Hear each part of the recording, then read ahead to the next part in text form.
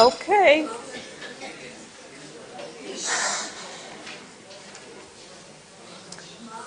So, good afternoon. Good afternoon, everyone. I'm too tall for the microphone. I'm delighted to be here. Thank you, Ahava, for inviting me. I said I thanked Ahava for inviting me. It's an honor to be here. And this is a panel that will deal with the ongoing conflict, the Israeli-Palestinian conflict, and its effects on mainly on Israelis. The participants will talk about individual level and collective level trauma. And I will raise some questions about the political consequences of the trauma. Participants in this panel will be Dr. Stevan Hobfoll, Dr. Gilad Hirschberger, and Dr. Dani Bartal. I'm not sure whether you guys in social work present people by doctor or you go by professor, but in Israel everybody here, the three. Okay.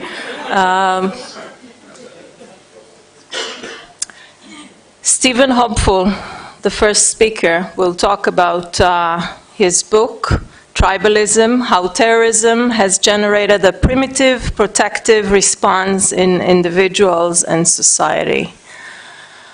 On the personal level, I have to thank Stevan Hobfoll. We've met almost 20 years ago.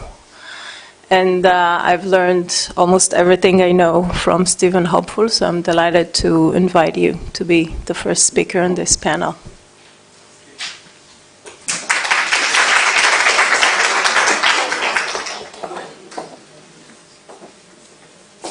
Okay, so my time doesn't start yet because I have. So I want to begin. This conference is very much a celebration of Ahava. Who I think we've agreed now is at mid-career, right? But there's some rules that have already developed. First of all, her first rule is be totally dedicated to what you're investigating. Research comes from the heart. So that's rule one. Rule two. Involve as many people as possible. After all, I love talking to people.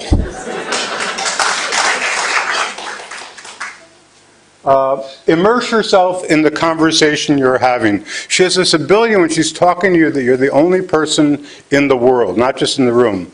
The moments in which we involve ourselves with others are precious. Learn, teach, learn, teach, learn, teach, repeat. This is a cyclical. Sorry, but I'm going to just ignore that I think I heard you say no.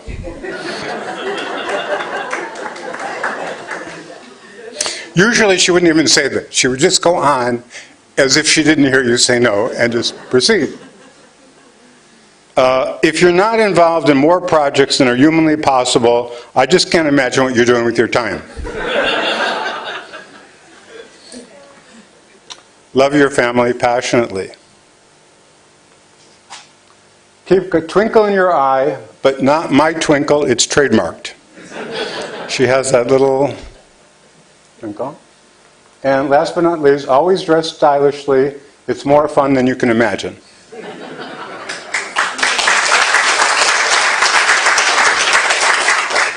So I don't know how to get out of, maybe. Okay, let's see if I can. No. Is there a mouse? I see here the mouse.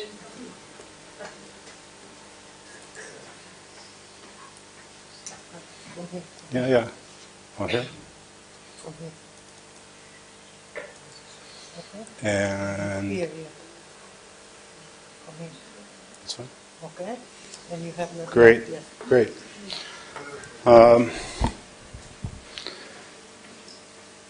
I want to thank you all for inviting me, for all of the hard work that went on here.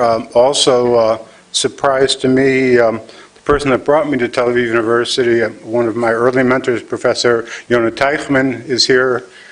Raise your hand, say it's to you, yes. And a longtime professor here and very influential in psychology, and especially child psychology. Okay, lots of people it takes to do this work.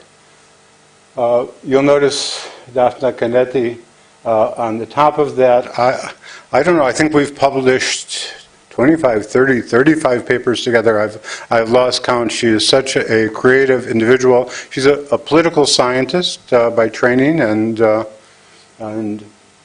we've worked with a number of these people in our group around the world, and I'm sure there's more. I'm sure I'm missing names here, and probably need to get to that. I have one commercial relationship to disclose, my new book, Tribalism, The Evolutionary Origins of Fear Politics. I actually have a second conflict of interest, is I like things that I agree with. That's a big conflict of interest. So basic tenets of conservation of resource theory, which I'm going to go through quickly, is individuals strive to obtain, retain, foster, and protect that which they value. And therefore, people, that means all of us, are directed to cultivate resources even when stress is not occurring. When threat of resource loss or loss occurs, people mobilize resources to offset, limit, or reverse impending or actualized loss. Now, I've always talked about this on the more individual level, but we are evolutionarily endowed to respond powerfully to loss as a tribe, or band as they're now called in anthropology, as tribal survival is fundamental. That's just how we're built. That is all of our genetic endowment was in groups of 150 or smaller. There has been almost no genetic change since we left groups of 150. Now, because resource loss meant threat to survival for all of this evolutionary history, and due to social conflict and issues of territoriality, we are tuned to be in a defensive mode regarding resource protection and fear of loss. When our tribe or band is seen as under attack, as they are around the world in many ways, we become territorial. We create tribal truths. Notice that that's in quotes, because they're not actual truths, they're truths of the tribe. We follow authoritarian leaders. We become increasingly aggressive towards women. We increase in this authoritarian male dominance. We see this around the world. And we demonize our perceived antagonists. Now, resources are, of course, perceived, but perceptions tend to be reality-based. So the things that we perceive, unless we're psychotic, tend to be in reality. Appraisals are, of course, important, but they're generally products of real occurrences, not mere social constructions. But social constructions that exist are shared, and the tribalism is a product of these shared social constructions that become their own truths. So we not only share blood and genetics with our tribe, we share certain truths with our tribe, and that's what defines that we're a member of that tribe. Hence, appraisals do not differ greatly for different people for major stressors, and then when they do differ, the tribe often defines what is stressful. One of the most repeated examples of this is your terrorist is my freedom fighter. It's which side you're on is how you define this individual. The fact that we're in tribes has been since forever and depicted in this famous Goya painting. Some quotes. You wouldn't believe how bad these people are. These aren't people. These are animals. Democrats are the problem. By the way, this is, I know this looks like stream of thought or stream of consciousness, but this was actually, they want illegal immigrants to pour into and infest our country. And I know your English is very good, but you should pay attention to the word infest relates to insects and vermin.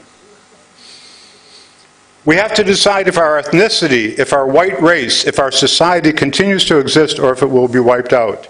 Our culture, our society, our traditions, our ways of life are threatened, and invasion is underway. These are statements of leading political candidates in Italy's recent election. Viktor Orban, Prime Minister of Hungary, a nation which expects its biological survival from immigrants won't survive. For a racially pure people which is conscious of its blood can never be enslaved by the Jew. These are all part of a set. These all run together. We just interchange a few words, immigrant for Jew. I was going to say we clean up a little, but actually other than immigrant for Jew, nothing else is cleaned up here. And by the way, the infestation metaphor was Goebbels' chief film a view of Jews as rats and vermin in the propaganda film. So this picking up of this infestation idea clearly goes from Goebbels. And of course this creates in Picasso's the tribalism and the shared tribe of Nazis coming to bomb in favor of the fascists, warning us of World War II, which we did not, which tended to be ignored. Now, resources are objects, conditions, personal characteristics, or energies. I'm not just talking about money and a car as resources. They're things we centrally value that allow us to obtain, retain, foster, and protect those things we most value. These resources are socially interconnected, and even individual resources like self-esteem are linked to social conditions. Self-esteem is really a social mirror. We look in a social mirror. And life events, it's important to point out, are too static as units. Events must be broken down into resources gained and lost. A great example of this from Bonanna's work is if I say, is divorce stressful? You would say, of course. Well, the year after divorce is the happiest time in divorced people's lives for a 10-year period from 5 years before to 5 years after. So it wasn't a divorce that was stressful, it was the thing that led to the divorce, and somehow where they get themselves in the year after. Well, 2 years after their divorce. In other words, it's the film. And also, if you got a divorce from someone who is abusive to you, it's a moment of liberation. So it really, we have to look at the film.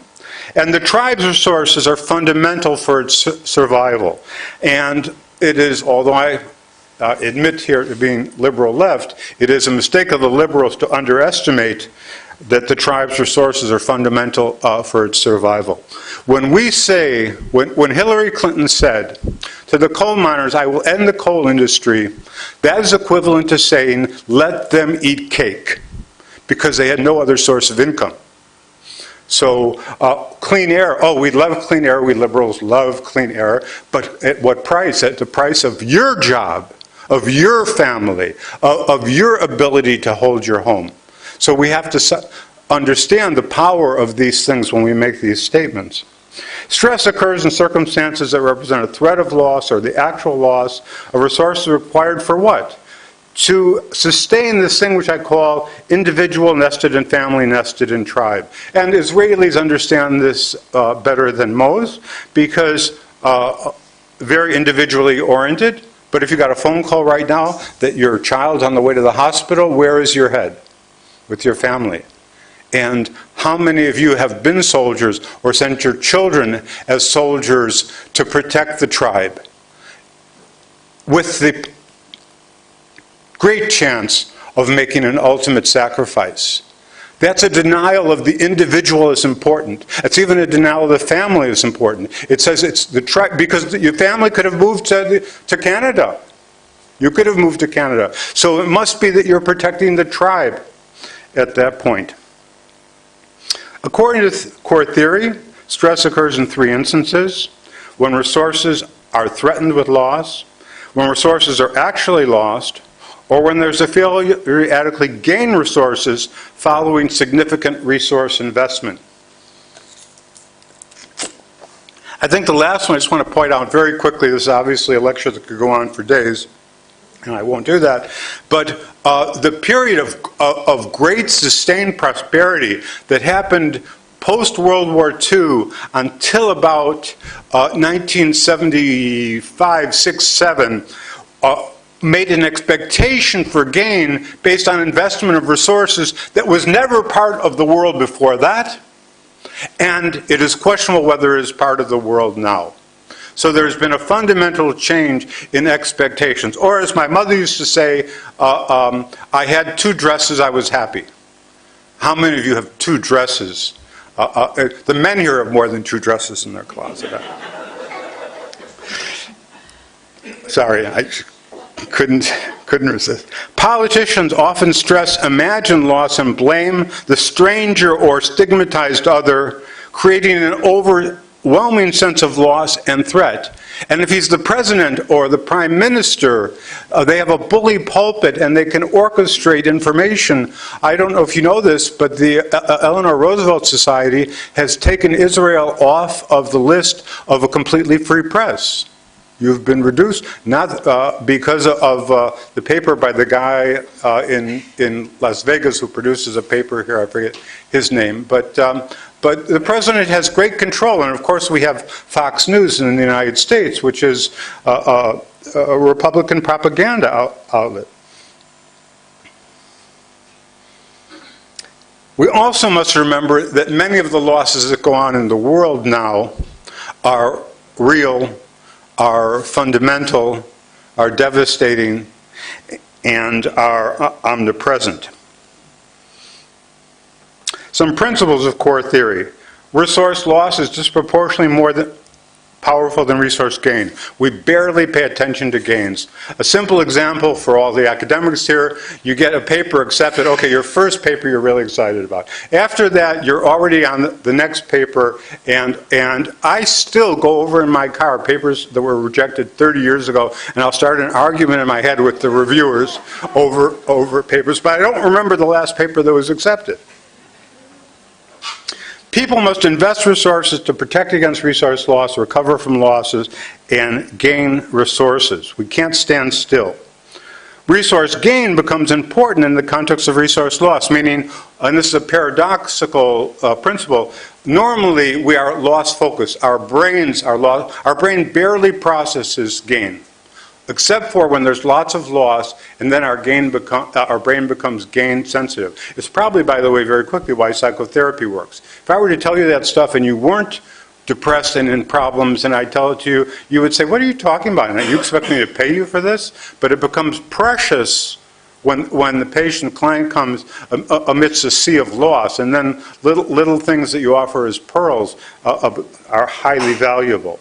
For the tribe, the repeated messaging of loss creates a narrative that becomes overwhelming and must be addressed. You cannot just leave it on the table. Some corollaries of core theory: those with greater resources are less vulnerable to resource loss and more capable of orchestrating resource gain. And those with fewer resources are more vulnerable to resource loss and less capable of achieving resource gain. Hence, those who lack resources are less likely to have resources to invest to offset initial resource loss.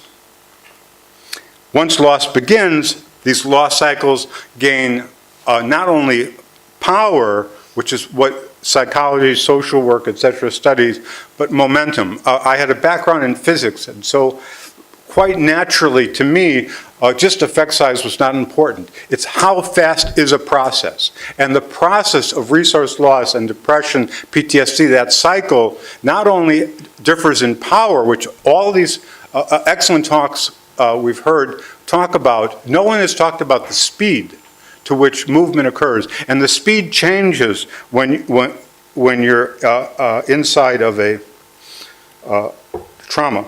So the most vulnerable members of the tribe, which for most of the West are white Christian males, and for much of the Middle East are white Muslim males, become an increasingly militant tribal movement. Now, you might say in this crowd, what are these white Muslim males fearing? Fearing the loss of everything. If their world changes, it's a world based on male dominance, based on principles of Quran, based on an anti-Western from within the Muslim world since the 3rd century, Muslim against Muslim, this idea of which is the most holy. All of that is at risk for them. And they respond. And look at the language of Abu Bakr al-Baghdadi, the leader of ISIS. We call upon every Muslim in every place to form hijrah, to migrate, that is, to the Islamic State or fight in his land, wherever that may be. This is because the battle is won between the allies of the merciful and the allies of Satan, the good and the bad. And so Allah will support his soldiers, grant his slaves authority, and preserve his religion, even if the days alternate between victory and loss, even if war is competition, even if the wounds afflict both parties. We call upon you so that you leave the life of, listen to the words here, of loss. Listen to the words of how powerful loss is. What is the life he asks you to leave? The life of humiliation, disgrace, degradation, subordination, loss, emptiness, poverty. 2, what does he offer you? A life of honor, respect, leadership, richness. How much, I mean, it's like core theory. He just read it and wrote this edict based on core theory. It is a powerful statement. We looked at the impact of terrorism several years ago. Dafta and I co-led this. She says I taught her everything, but she's also smarter than me, so she's leapfrogged me at this point. But in any case, let's take a step back, because there is no theory really of communal responding to loss. We have to build one. Because resource loss is overweighted, so people will make a risky shift such that as a group, they will further exaggerate losses. That is, the group does this loss exaggeration even more than individuals do. Because loss is overweighted and because threat to loss of the tribe is part of the self, communal threat will increase in-group versus out-group divisions. Because people increase interconnections at time of loss, stress, contagion, and pressure cooker effects will increase, and these undermine social support's positive influence. Now, in lacking practice coping repertoires, groups also will look to outside sources for solutions, and today we have a very powerful media, both through television and the internet. So, Israelis look at these Palestinian demonstrators. High stress engenders cognitive narrowing and seeking early closure leading to easy solutions. Hence, media and political construals of events will deeply affect people's reactivity and thinking during communal crises. We take these images and we swallow them whole, especially as we are fearful and don't have a repertoire to grab onto that gives us a direct answer. Now, increased fear of loss of mortality results in identification with more extreme protective views, as Greenberg and colleagues have talked about. And I want to hark back to something here. This is a song written by Lewis Allen and sung by Buddy Holliday.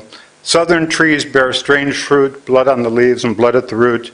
Black bodies swinging in the southern breeze, strange fruit hanging from the, Billie Holiday, sorry, from the poplar trees. Does anyone know what this song refers to?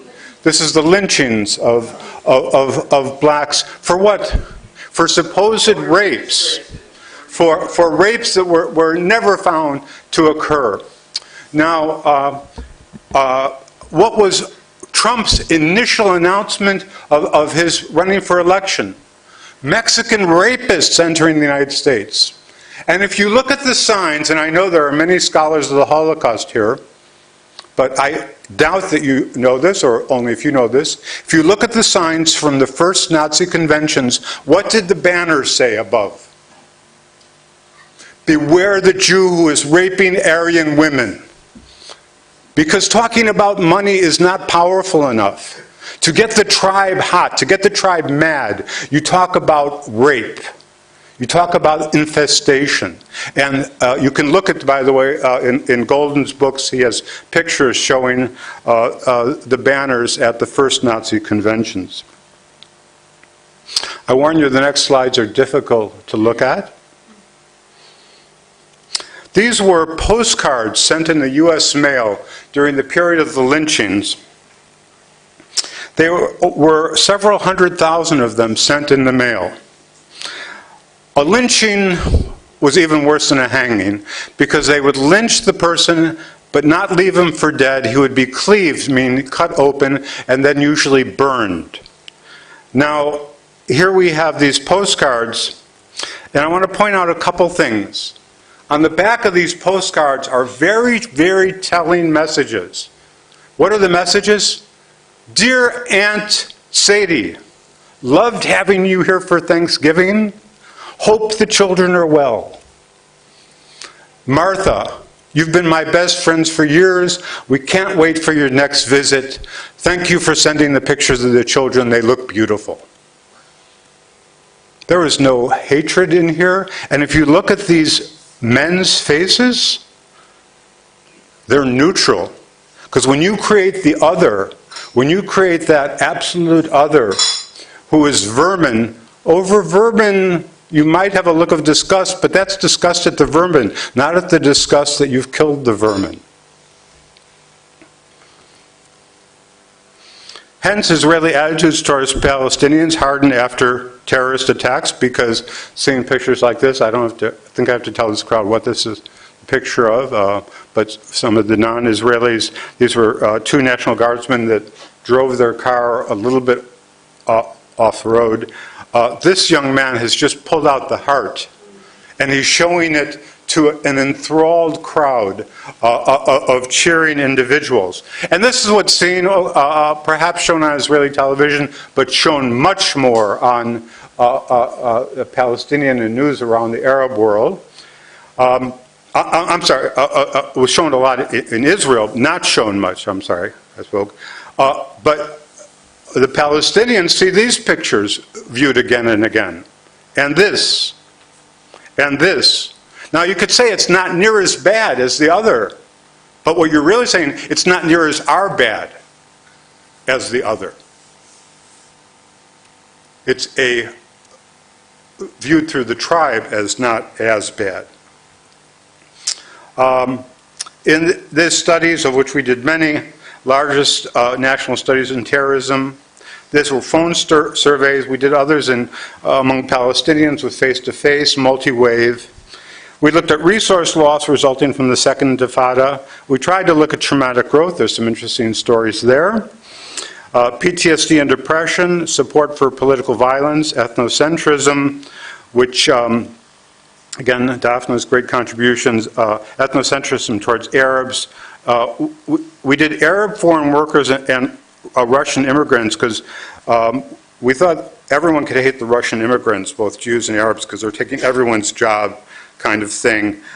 Foreign workers likewise. And we also looked at dogmatism. There's 1,000 individuals in this particular survey. And again, each side being shown its pictures that reinforce its narrative. The picture on the top left obviously is the Palestinian narrative, and the picture on the bottom right is the Israeli narrative. And I'm not speaking here of right or wrong, I'm just speaking of how these stories are told. First part of the study, before the slanted line are Jews, after are Arabs. Terrorism exposure, no surprise, relates to resource loss, increases traumatic growth, you'll see in a little bit where that story goes, and increases social support.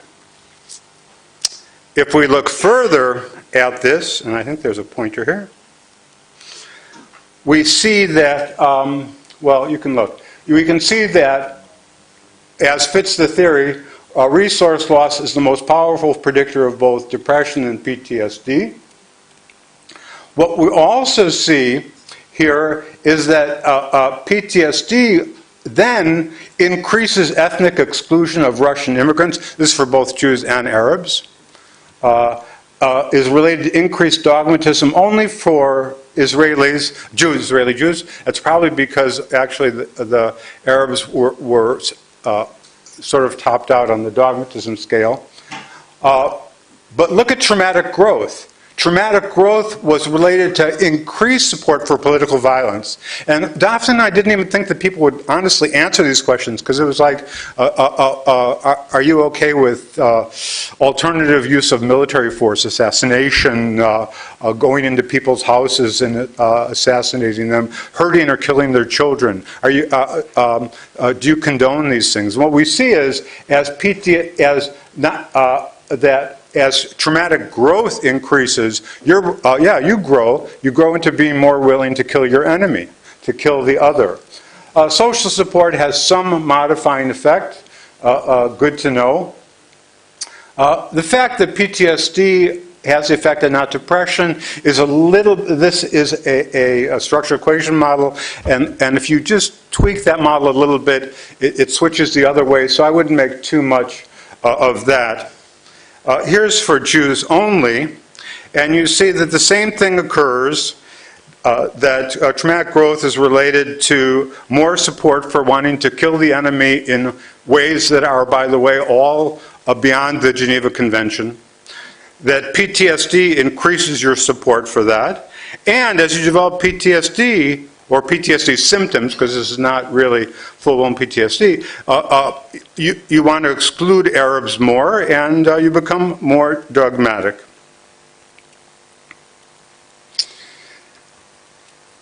Okay, we also examine political violence exposure, how it makes civilians less supportive of peace efforts. Interviewed 996 Israelis and 631 Palestinians in East Jerusalem, Gaza, and the West Bank. Samples collected in 2007, prospective study, 6-month lab, random selection designed by households. We looked at threat perceptions, PTSD, the usual subjects, and attitudes towards peace. In particular, the willingness to compromise, or, so the other way, the willingness not to compromise. Each side was asked about key issues from their point of view, because the Palestinian point of view and the Israeli point of view, of course, are different questions. So, large percent are exposed to violence. Palestinians more likely to be exposed than Israelis. That's not a surprise. No difference in threat perceptions between the two samples. Both consider themselves highly threatened.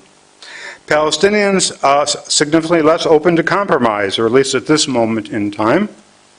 Our increased understanding of tribalism shows how these threat perceptions can be politically exploited in the fertile soil of sense of loss and threat, because the media sells more news to the extent they evoke that side's narrative.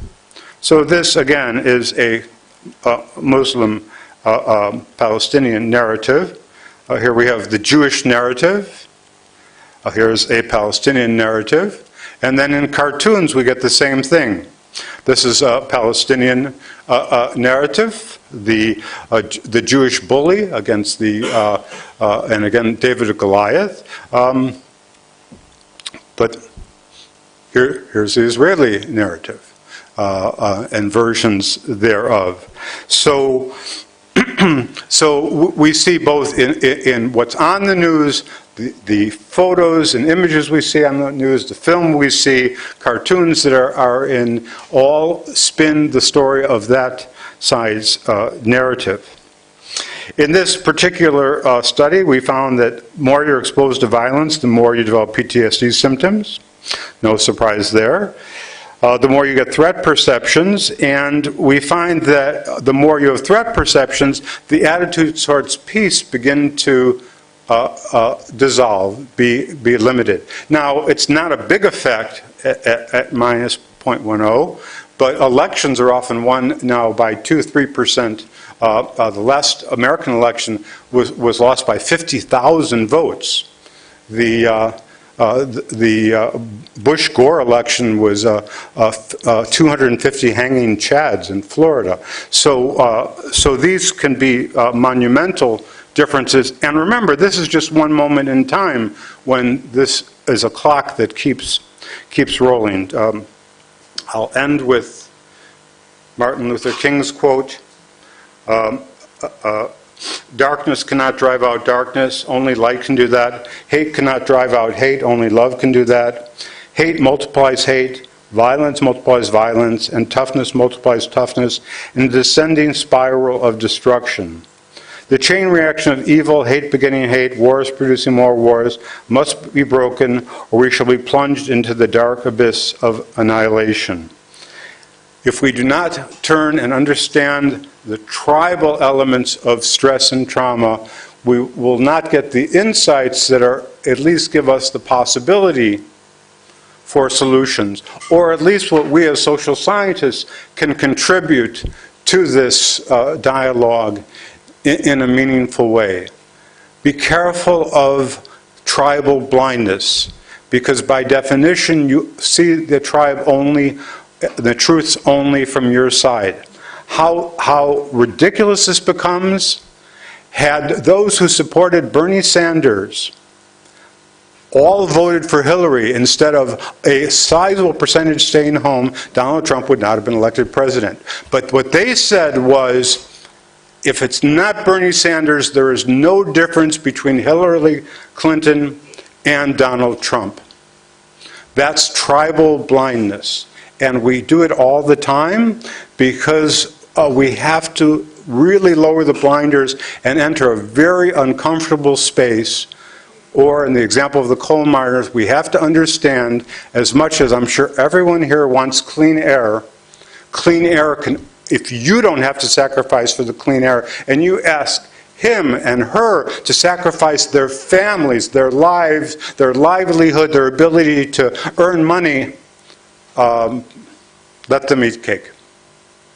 So, thank you very much. Sorry for the sad story, but